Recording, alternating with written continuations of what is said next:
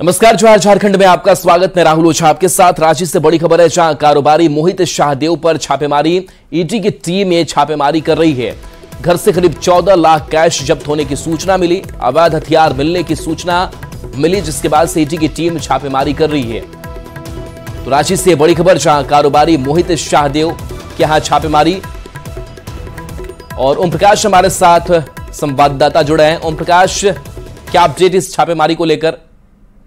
जी, बता दें कि ईडी के द्वारा आज सुबह से ही 2 जगहों पर जो छापेमारी है वो की जा रही है। एक टिपुदाना ओपी प्रभारी मीरा सिंह के आवास पर इस वक्त जो ईडी की टीम है वो छापेमारी कर रही है, तो वहीं उनसे जुड़े हुए और कांग्रेस नेता मोहित शाहदेव उनके आवास पर भी छापेमारी की जा रही है, जहां से करीब 14 लाख से ऊपर की रकम जो है उसकी बरामदगी की सूचना है। तो वहीं एक अवैध हथियार के भी बरामद होने की सूचना है। फिलहाल कई दस्तावेजों को भी खंगाला जा रहा है और कई दस्तावेजों के मिलने की भी जानकारी जो है वो सामने आ रही है। हालांकि पूरे मामले में फिलहाल जो सुबह से ही अधिकारी जो है ईडी के वो लगातार सघन छापेमारी कर रहे हैं। पूर्व में टिपुदाना ओपी जो थाना। प्रकाश, पूरा मामला क्या है जिस मामले को लेकर के यह कार्रवाई छापेमारी हो रही है? जी, बता दें कि मनी लॉन्ड्रिंग के तहत जो मीरा सिंह हैं उन पर एक केस दर्ज था, जिसे कि ईडी ने टेक ओवर किया है। बता दें कि वो जब खूंटी महिला थाना प्रभारी थी उस वक्त रिश्वत लेने के आरोप में एसीबी के द्वारा उन्हें गिरफ्तार किया गया था। और उसके बाद जो है उसी केस के सिलसिले में ईडी की टीम जो है वो मीरा सिंह और उनसे जुड़े हुए जो लोग हैं उनके यहाँ पर छापेमारी कर रही है। पूरा मामला मनी लॉन्ड्रिंग से जुड़ा हुआ है और उसे लेकर ही ये छापेमारी जो है वो इस वक्त की जा रही है।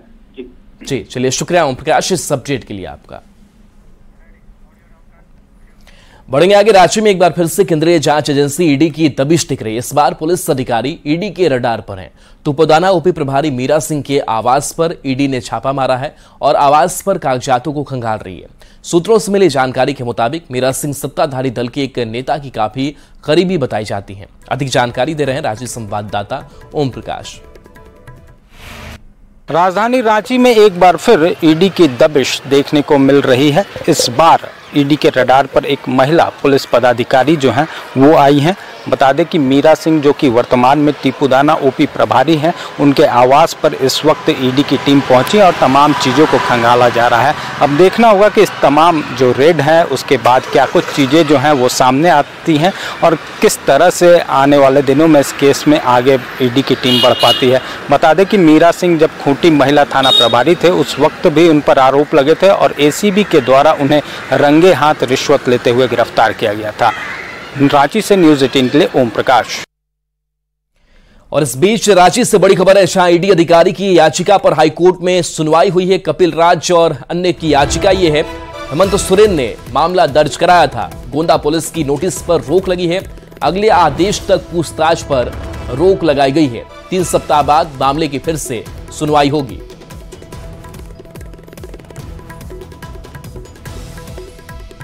तो रांची से ये बड़ी खबर आपको बता रहे हैं, जहां हेमंत सोरेन ने मामला दर्ज कराया था और इस मामले में हेमंत को झटका लगा। ईडी अधिकारी की याचिका पर हाईकोर्ट में सुनवाई हुई। कपिल राज और अन्य की यह याचिका है। संजय सिन्हा हमारे साथ जुड़े हुए हैं। संजय, क्या यह पूरा मामला और क्या अपडेट इस सुनवाई को लेकर? देखिए, सबसे पहले हम आपको बता दें कि इस पूरे मामले में जो हेमंत सोरेन की ओर से जो शिकायत दर्ज कराई गई थी कि जो उनके दिल्ली के आवास में जो ठिकाने पर छापेमारी पड़ी थी और दूसरे अन्य ठिकानों पर, उसको लेकर शिकायत दर्ज कराई गई थी ईडी के खासकर एक्शन को लेकर। उस पर कोर्ट ने कहा है कि जो गोंदा थाना में जिनको नोटिस भेजा गया था उस नोटिस पर फिलहाल जो है रोक लगा दी गई है। साथ ही कहा गया है कि इसमें हेमंत सोरेन की ओर से हस्तक्षेप याचिका दाखिल करने के लिए आपको समय मांगा गया है 3 हफ्ते का। 3 हफ्ते के बाद इस मामले में सुनवाई होगी। तो कुल मामला गोंदा थाना में जो 45A के तहत जो इसमें चूंकि इसमें जैसे ही नोटिस भेजा गया था जिसमें हेमंत सोरेन की ओर से शिकायत दर्ज कराई गई थी, तभी ईडी के अधिकारियों के से उसे जो FIR दर्ज हुआ था उसी एफआईआर को झारखंड हाईकोर्ट में चुनौती दी गई थी और उसी चुनौती वाली याचिका पर झारखंड हाईकोर्ट में सुनवाई हुई है और फिलहाल झारखंड हाईकोर्ट ने ईडी के अधिकारियों को राहत देते हुए एक का जो नोटिस था उस नोटिस को फिलहाल रोक लगा दी है और कहा गया कि जब तक अगले आदेश तक आप ईडी के जो आदेश है जो आप जो पुलिस अधिकारी जो बुलाकर ईडी के अधिकारियों को पूछताछ करने से संबंधित जो भी बातें हैं उस पर फिलहाल रोक लगा दी गई है। जी चलिए, शुक्रिया इस अपडेट के लिए आपका। खबर रांची से, जहां डोरंडा थाना क्षेत्र के हिनू चौक के पास बिल्डर नीरज सहाय ने खुद को गोली मारकर आत्महत्या कर ली। घटना की जानकारी मिलने के बाद सिटी एसपी और फॉरेंसिक विभाग की टीम मौके पर पहुंचकर जांच में जुट गई है। मिली जानकारी के मुताबिक आर्थिक हानि की वजह से नीरज इन दिनों परेशान थे। पुलिस पूरे मामले पर हर एंगल से जांच कर रही है। वहीं मिली जानकारी के मुताबिक नीरज का कई लोगों से रुपए को लेकर विवाद चल रहा था, जिससे लेकर कोतवाली थाने में मामला भी दर्ज कराया गया था। घर के वालों के द्वारा बताया गया है कि कमरा जो है अंदर से वो बंद करके जो है ये घटना को अंजाम दिए हैं। प्राथमिक जानकारियों के अनुसार जो है अभी जो प्राथमिक रूप से उभर कर आया है कि ये इनके द्वारा स्वयं ये घटना कारित की गई है और शायद ये मानसिक रूप से किसी तरह का वो परेशानी में थे, जिसके वजह से वो अपना ये गोली मारने का कार्य किए हैं। फिलहाल पुलिस सभी तकनीकी पहलू पे क्या दिक्कतें हैं या क्या प्रॉब्लम है, इन सभी बातों पे हम लोग जो गंभीरता से अनुसंधान कर रहे हैं। अच्छा काम कर रहा था, कल्पना से परे है कि इतना इमोशनल और इतना डेस्परेट चार्ज क्यों हुआ। पुलिस के एसपी साहब वगैरह लोग ऊपर जो है वो फॉरेंसिक अपना टेस्ट वगैरह जो होता है कर रहे हैं, लेकिन ये बहुत ही दुखदायी घटना कर दिया बच्चा। और इसी बीच पटना से बड़ी खबर सामने आ रही है। रीतलाल लालू प्रसाद यादव से मिलने के लिए पहुंचे। लालू तेजस्वी से आरजेडी विधायक रीतलाल यादव की मुलाकात हुई है। पाटलिपुत्र लोकसभा सीट को लेकर के रीतलाल का बड़ा बयान सामने आ गया है। पाटलिपुत्र सीट पर रीतलाल ने अपना दावा ठोक दिया है। लालू प्रसाद चाह रहे हैं मैं पाटलिपुत्र से चुनाव लड़ूं।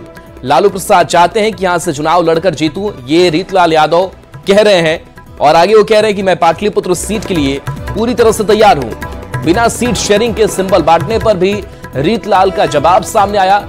राष्ट्रीय अध्यक्ष लालू प्रसाद यादव जानते हैं क्या करना है। हम नहीं चाह रहे हैं, हमारे आदरणीय राष्ट्रीय अध्यक्ष श्री लालू प्रसाद यादव जी चाह रहे हैं कि हम पाटलिपुत्रा क्षेत्र से चुनाव जीते हैं। अब जैसा वो सोचेंगे उन्हीं के अनुसार हम लोग को चलना है। आप तैयार हैं सर?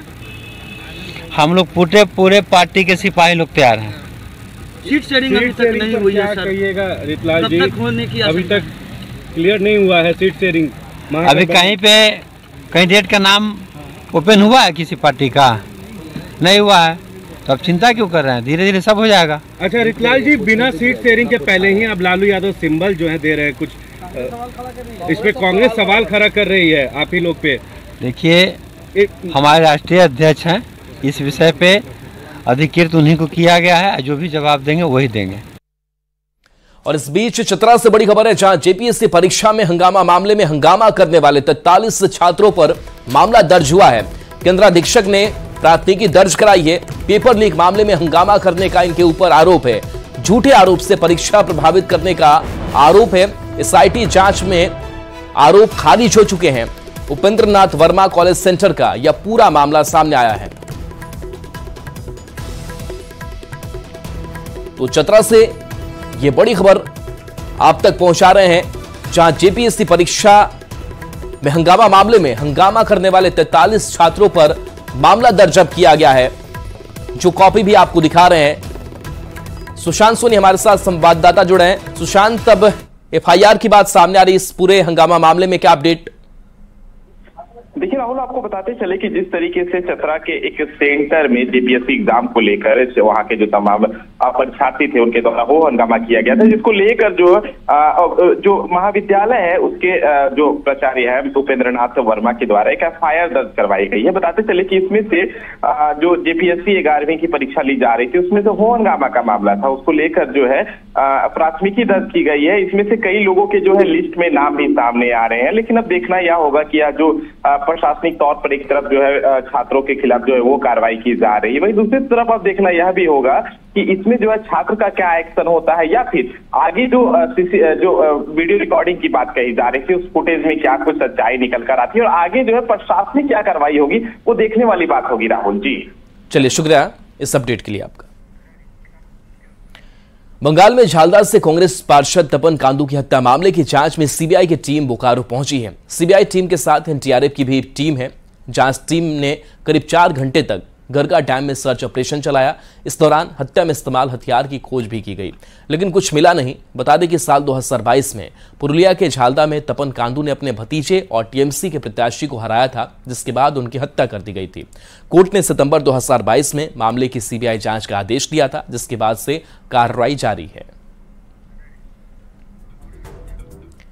धनबाद पुलिस ने प्रतिबंधित और अवैध लॉटरी कारोबार पर बड़ी कार्रवाई की है। संदरी डीएसपी के नेतृत्व में जोरापोखर पुलिस ने जामाडोबा और बड़की टाड़ में अवैध लॉटरी कारोबारी तनवीर अहमद के गोदाम में छापेमारी की। इस दौरान 11 बोरे में भरा प्रतिबंधित लॉटरी टिकट बरामद किया गया। इस लॉटरी की कीमत लाखों में बताई जा रही है। वहीं 2 आरोपी भी गिरफ्तार किए गए। छापेमारी के दौरान भनक लगने से मुख्य सरगना तनवीर फरार हो गया।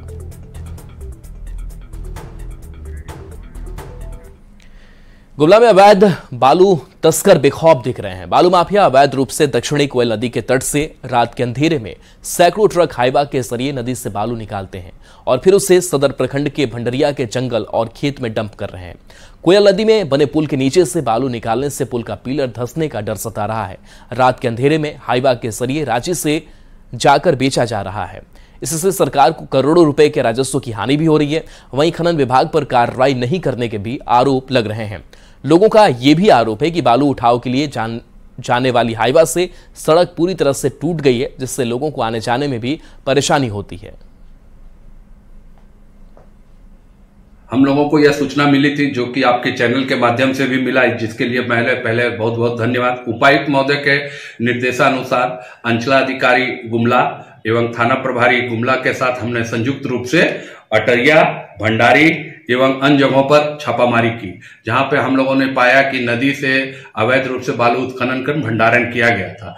उन सभी बालू को जब्त कर लिया गया है, जो लगभग 1,35,000 घनफीट है, और उन सब अवैध कर्ता को चिन्हित करते हुए उनके विरुद्ध नियम संगत कार्रवाई की जा रही है। रांची से बड़ी खबर है, जहां सीता सोरेन को सिड कैटेगरी की सुरक्षा दी गई है। केंद्रीय गृह मंत्रालय ने यह फैसला लिया है। राज्य सरकार ने इससे पहले वाई श्रेणी की सुरक्षा दी थी। बीजेपी में अब सीता सोरेन शामिल हुई है और अब सीता सोरेन को जेड कैटेगरी सुरक्षा मिलेगी। केंद्रीय गृह मंत्रालय ने सीता सोरेन को लेकर के यह बड़ा फैसला उनकी सुरक्षा को देखते हुए लिया है।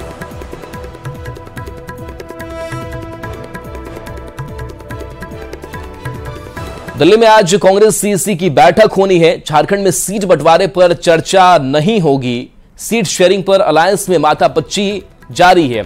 आरजेडी के रुख से पेच फंसा हुआ है। पलामू चतरा पर आरजेडी अपनी दावेदारी जता रहा है। कांग्रेस आरजेडी में पूरा यह मामला फंसा हुआ है। होली के बाद कांग्रेस प्रत्याशी का ऐलान संभव हो सकता है। अविनाश हमारे साथ इस पूरी खबर पर संवाददाता जुड़े हैं। अविनाश, क्या माथापच्ची अभी भी जारी है और सीएसी की बैठक में क्या कुछ होना है? देखिए, आज सीएसी की बैठक जो होगी उसमें झारखंड का मुद्दा नहीं है और सबसे पहले गठबंधन के अंदर ये कोशिश हो रही है कि जो सीट शेयरिंग का जो फॉर्मूला 7-5-1-1 की जो बात लगातार कही जा रही है उसे ऑफिशियली अनाउंस किया जाए। लेकिन इससे पहले बिहार को लेकर बिहार में बहुत सारी चीजें अभी स्पष्ट नहीं हो पाई है गठबंधन के अंदर, इसलिए जब तक बिहार में स्थिति स्पष्ट नहीं होती है तब तक झारखंड का भी नहीं हो पाएगा, क्योंकि जो पलामू और चतरा इन 2 सीटों पर राजद ने अपना दावा ठोका है और उनका कहना है कि वो 2 सीट पर चुनाव लड़ेगी। इसके लिए लालू यादव को अधिकृत किया गया है।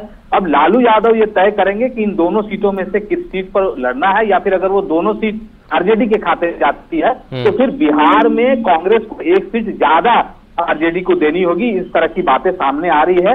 इसलिए आज जो सीएसी की बैठक होगी उसमें झारखंड नहीं है, झारखंड के मुद्दे पर कोई चर्चा नहीं होने जा रही है। दूसरी बात यह भी है कि अब जो है कांग्रेस के उम्मीदवारों की घोषणा जो जानकारी आ रही है उसके मुताबिक अब होली के बाद होगी, क्योंकि आज जो विधायक दल के नेता हैं वो आज वापस आ रहे हैं। आलमगीर आलम शाम को दिल्ली से रांची वापस आ रहे हैं। चलिए बिल्कुल अविनाश, शुक्रिया इस अपडेट के लिए आपका। तो अब देखिए कांग्रेस की जो निगाह है वो बिहार पर भी टिकी हुई है कि बिहार में क्या कुछ सीटों का एडजस्टमेंट होता है और उसके हिसाब से फैसला झारखंड में भी लेना है। बढ़ेंगे आगे। झारखंड बीजेपी आरोप पत्र तैयार कर रही है। विधायक सीपी सिंह प्रदेश संयोजक बने हैं। जेएमएम कांग्रेस सरकार के खिलाफ आरोप पत्र की तैयारी है। भ्रष्टाचार, पत्थर, बालू खनन, हत्या का मुद्दा होगा। आरोप पत्र में 80 बिंदु शामिल रहेंगे।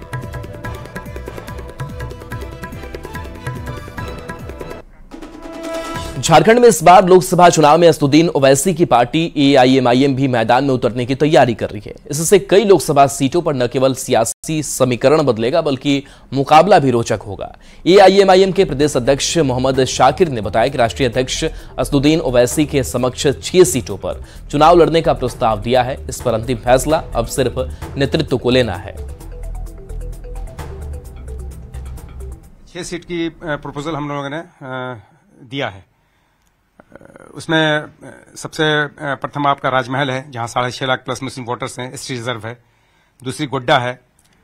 तीसरी सीट में हजारीबाग, गिरिडीह और कोडरमा में कोई एक सीट, और रांची और चतरा इन सीटों पर। और रांची और चतरा जो 2 जनरल सीट्स है, इस पे हम लोगों ने क्रमशः एसटी और एससी कैंडिडेट्स के लिए प्रपोजल दिया है। झारखंड में अगले कुछ दिनों में बीजेपी के कुछ और बड़े नेता इंडिया अलायंस में शामिल हो सकते हैं। दावा किया है जेएमएम केंद्रीय महासचिव विनोद पांडे ने। उन्होंने कहा कि बीजेपी विधायक जेपी पटेल के कांग्रेस में शामिल होने से गठबंधन को मजबूती मिलेगी। उन्होंने यह भी दावा किया कि बीजेपी के अंदर लोग खुद को असहज महसूस कर रहे हैं। उन्होंने जो बातें कही उससे स्पष्ट हो जाता है कि भारतीय जनता पार्टी के अंदर में लोग अपने आप को असहज महसूस कर रहे हैं। मेरे समझ से अभी और लोग इस संदर्भ में बातचीत कर रहे हैं और बहुत जल्द इसका भी पटाक्षेप हो जाएगा। अब सरायकेला में जारी तेंदुए के खौफ से जुड़ी खबर है। सरायकेला में अब तक आतंक मचा रहे तेंदुए ने अब अपना लोकेशन बदल लिया है। पहले गम्हरिया के आरएसबी प्लांट के आसपास तेंदुआ दिखा था, जिसके बाद अब उषा मार्टिन की तरफ तेंदुए के पैर के निशान मिले हैं। वहीं वन विभाग की ओर से 5 से 6 वन कर्मियों की टीम बनाई गई है, जो गांव-गांव घूमकर लोगों को जागरूक कर रही है। वहीं वन विभाग भी मोशन कैमरे की सहायता से तेंदुए की तलाश में जुटा हुआ है। इधर आज 5वें दिन भी तेंदुए की तलाश में सर्च ऑपरेशन चलाया जा रहा है।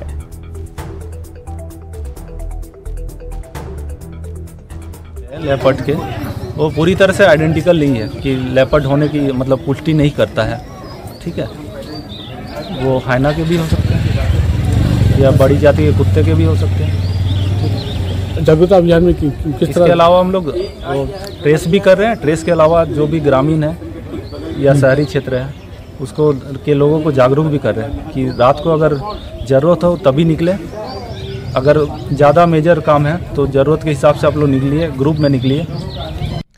जमशेदपुर में बिष्टुपुर पुलिस ने ब्राउन शुगर गिरोह का खुलासा किया है। गिरोह में शामिल एक महिला के साथ ही 5 लोगों को गिरफ्तार किया गया है। इन लोगों के पास से 44 पुड़िया ब्राउन शुगर के साथ ही 15,000 कैश और 4 मोबाइल फोन जब्त किए गए। पुलिस के मुताबिक ये गिरोह शहरी इलाके में ब्राउन शुगर बेचने का काम करता था। गिरोह में शामिल दूसरे अपराधियों की तलाश में पुलिस की टीम छापेमारी कर रही है। डीएसपी ने नशे के कारोबार में शामिल लोगों को कड़ी चेतावनी भी दी है। एक ब्राउन शुगर के नेटवर्क को पकड़ा गया और इसमें सभी लड़कों ने बहुत ही ईमानदारी से काम करते हुए 5 व्यक्ति को गिरफ्तार किया, जिसमें एक महिला सहित 5 व्यक्ति गिरफ्तार किए गए हैं। 44 पुड़िया ब्राउन शुगर की बरामदगी हुई है और करीब कुल 15,000 रुपए की बरामदगी हुई है और एक टेम्पो को रिकवर किया गया है। हजारीबाग में जेएसएलपीएस संस्था से जुड़ी महिलाएं पीटू दारू के ग्रामीण सेवा केंद्र में हर्बल गुलाल बनाने में जुटी हैं। इस सेंटर के गुलाल की डिमांड रांची के साथ ही धनबाद, कोडरमा, रामगढ़ और चतरा सहित कई जिले में होती है। इस बार महिलाओं को अब तक 3 क्विंटल गुलाल बनाने का ऑर्डर मिला है, जिसे बनाने के बाद पैकिंग का काम जारी है। यहाँ गुलाल प्राकृतिक तरीके से बनाया जाता है, जिससे त्वचा को कोई नुकसान नहीं पहुंचता। शहर के करचन ग्राउंड में 22 मार्च को स्टॉल लगाया जाएगा, जिसमें यहाँ के हर्बल गुलाल की बिक्री की जाएगी। हम हर्बल गुलाल बना रहे हैं। इसकी प्रक्रिया है कि जितनी भी सामग्री हमारे आसपास मौजूद होती है, जैसे फल हो गया, सब्जी हो गया या फिर फूल हो गया, इन सब का हम लोग कलर निकाल करके और इसमें खाने वाला जो अरारोट पाउडर होता है उसको मिक्स करके और हम लोग इसको मिला करके गुलाल बनाते हैं, जो बिल्कुल ऑर्गेनिक होता है और जो हमारे स्किन पे किसी तरह से कोई दुष्प्रभाव नहीं डालता है। ये हमारे आर्थिक स्थिति को भी मजबूत करता है और हमारे शरीर को भी किसी प्रकार का कोई नुकसान नहीं पहुंचाता है। तो 22 मार्च को हम लोग का करजन ग्राउंड में एक बहुत बड़ा फूड फेस्टिवल का आयोजन किया गया है, इलेक्शन फूड फेस्टिवल।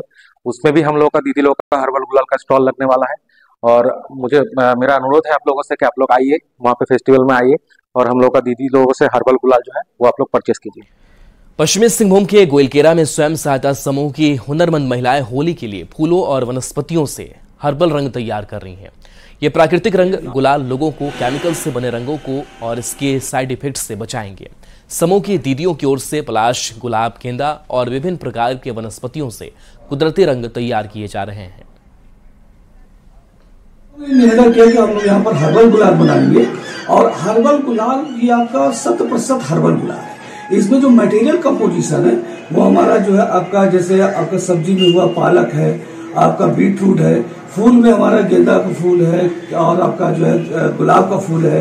एसएचजी के साथ बैठक करके हम लोग प्लानिंग किए कि हम लोग क्या करेंगे, बोल के क्या बिजनेस करेंगे। तो दीदी लोग का राय सलाह था कि हम लोग रंगोली बनाएंगे कलर होली खेलने के लिए। तो उसके बाद में तो हम लोग तो उसको तो ट्रेनिंग ये सब तो नहीं जानते हैं, तो सर से कांटेक्ट किए थे। तो सर से कांटेक्ट करके हम लोग उसके बाद यह करके कहाँ माल मिलेगा बोल के पूछताछ करके हम लोग किए हैं। मेदिनीनगर में शहरी आजीविका मिशन के जरिए स्वयं सहायता समूह की महिलाएं हर्बल गुलाल बना रही हैं। सरकारी बस डिपो के शेल्टर होम में चल रहे केंद्र में महिलाएं मंदिर में चढ़ाए गए फूल और सब्जी के नेचुरल कलर से हर्बल गुलाल बना रही हैं। होली मिलन समारोह और लोकसभा चुनाव को लेकर हर्बल गुलाल की डिमांड बढ़ गई है। ज्यादा जानकारी दे रहे हैं संवाददाता नीलकमल। हर्बल गुलाल बनाने में लगी हुई है। इस वक्त मैं मौजूद हूँ मेदिनीनगर के शेल्टर होम में, जहाँ पे आप देख सकते हैं तस्वीरों में, यहाँ पे स्वयं सहायता समूह की महिलाएं जो है वो हर्बल गुलाल बनाने में लगी हुई हैं।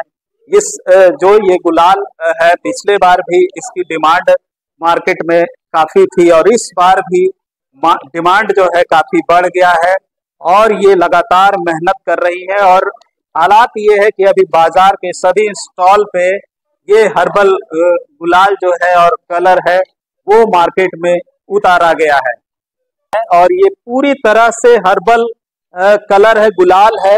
और आप देख सकते हैं कि इसको कैसे मेहनत से ये समूह की महिलाएं बनाने में लगी हुई है और इसमें सभी चीजें नेचुरल है, जो कि प्रकृति से जुड़ा चीज है, उससे ये बनाया जा रहा है ताकि लोगों को इसका फायदा मिले, इससे नुकसान नहीं हो।